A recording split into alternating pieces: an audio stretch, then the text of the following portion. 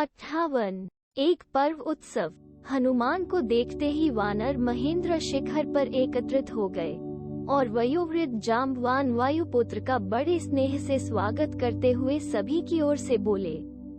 उसके मन और शरीर की स्थिति और अंजना के प्रिय पुत्र, हमें रावण की स्थिति और व्यवहार के बारे में बताएं। सब कुछ जानने के बाद हम इस पर विचार करने और तय करने की स्थिति में होंगे कि आगे क्या किया जाना चाहिए। हनुमान ने सीता को मानसिक प्रणाम किया और अपनी कहानी शुरू की। आप जानते हैं कि मैं इस चोटी से कैसे आसमान में उछला। जब मैं समुद्र के ऊपर उड़ रहा था तो एक सुनहरा पहाड़ अचानक पानी की सतह के ऊपर उठ गया। मैंने सोचा कि यह कोई बाधा डालने के लिए ऊपर उठ रहा है, जिसका मतलब है कि मैंने इसे अपनी पूंछ से झटका दिया। नम्रता से प्राप्त करना, पर्वत ने मधुर स्वर में कहा। मेरे पुत्र, मैं कोई शत्रु नहीं हूँ। मैं तुम्हारे पिता द्वारा इंद्र के प्रकोप से बचाया गया था और मैं उसका सदा आभारी हूँ। अब मैं समुद्र के आश्रय में सुरक्षा में रहता हूँ। पुराने दिनों में हम पर्वतों को पंख लगते थे और आसमान में इधर उधर उड़ते रहे और दुनिया हमसे डरती रही। तब इंद्र ने दुनिया को इस आतंक से छुटकारा दिलाने के लिए लगातार हमारा पीछा किया और हमारे पंख काट दिए। इसी सामान्य भाग्य से तुम्हारे पिता ने मुझे बचाया था। आप समुद्र के पार उड़ने के सबसे कठिन कार्य में लगे हुए हैं। मैं यहाँ तुम्हें कुछ विश्राम देने आया हूँ। थोड़ी देर यहाँ रुको और फिर राम के उद्देश्य को पूरा करो। मैंने समय की कमी के कारण प्रस्ताव को अस्वीकार कर दिया और उनसे विदा लेकर अपने रास्ते चला गया। रावण के महल में उसने उसे अंत में अशोक वन में कैसे पाया, कैसे रावण ने उसे खोजा और आयात किया और उसके द्वारा अस्वीकार कर दिया गया। अल्पविराम। और यह इस मोड़ पर कैसे था कि उसने संपर्क किया और उसे राम और आशा और जीवन में रुचि की खबर दी। उसकी आंखों में आंसू के साथ उसने उन्हें बताया कि सीता कितनी दिव्य अनमोल आत्मा थी और उसने खुद को कितना अच्छा बनाया था। फिर बताया कि उसने कैसे पाक को नष्ट कर दिया और राक्षस योद्धाओं को मार डाला। कैसे वो अंत में इंद्रजीत से बंधा हुआ था और रावण के सामने पेश किया गया था। उन्होंने बताया कि साक्षात्कार में क्या हुआ था और कैसे भाषण की उनकी बहादुरी के लिए दंड के रूप में उन्होंने उनकी पूंछ में आग लगा दी, जिससे उन्हें सुसज्जित किया गया। यह एक महान मशाल है जिसके साथ उन्होंने अपने शहर को आग लगा दी। ऐसे अवसरों पर जब किसी पात्र को पिछली घटनाओं को दोहराना पड़ता है तो हम कहानी को सुंदर शब्दों में फिर से कहने में वाल्मीकि के कौशल को देख सकते हैं। यह उन लोगों के लिए विशेष आनंद का स्रोत है जो रामायण को एक धार्मिक अभ्यास के रूप में पढ़ते हैं।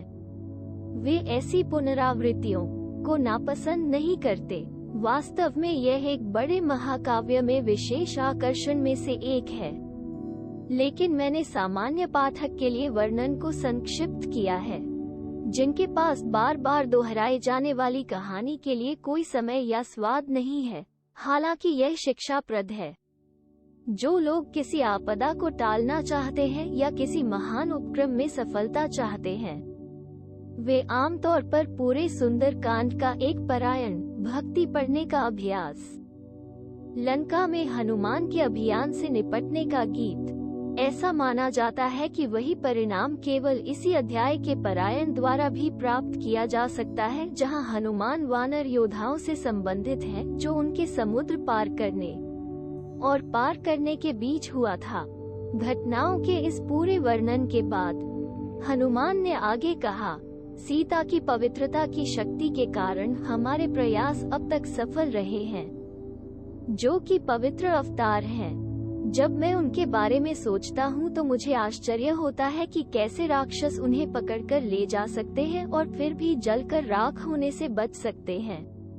लेकिन रावण ने भी अपने स्तपों के माध्यम से बहुत शक्ति अर्जित की थी।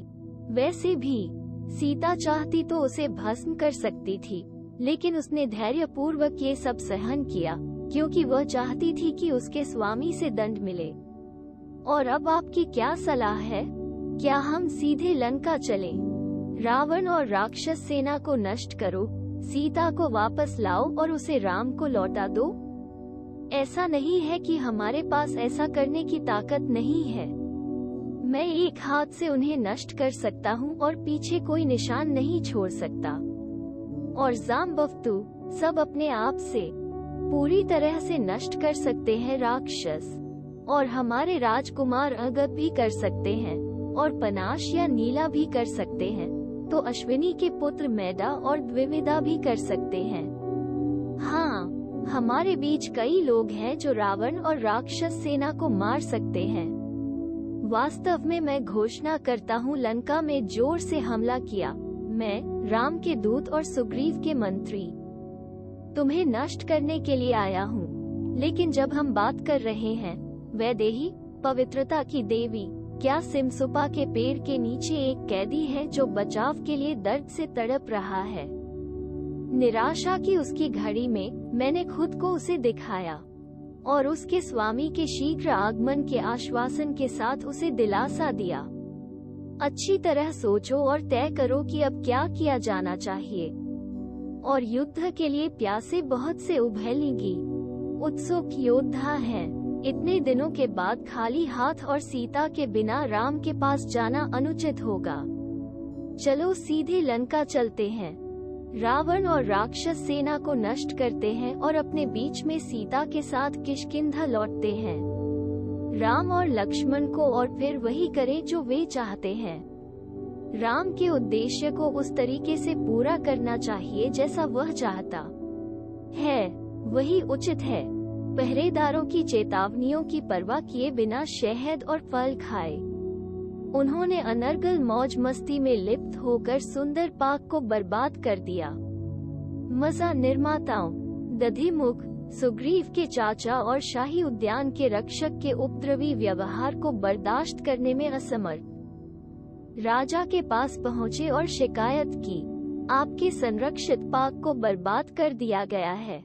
दक्षिण की ओर गए वानर लौट आए हैं और बगीचे में उतरकर अपमानजनक व्यवहार कर रहे हैं। वे मेरी बातों पर ध्यान नहीं देते, उल्टे उन्होंने मेरे साथ मारपीट और गाली गलौज की। उन्होंने पी लिया और सभी छत्ते को बर्बाद कर दिया और अपनी पसंद के अनुसार फल तोड़कर खा लिया और अब अपनी मौज मस्ती के परिणामस्वरूप बेसुध पड़े हैं। पेड़ पौधे सब खंडहर हैं। राजा को तत्काल इन अनुशासनहीन वानरों को उचित दंड देना चाहिए। उन सभी को एक बार यहाँ भेज दे।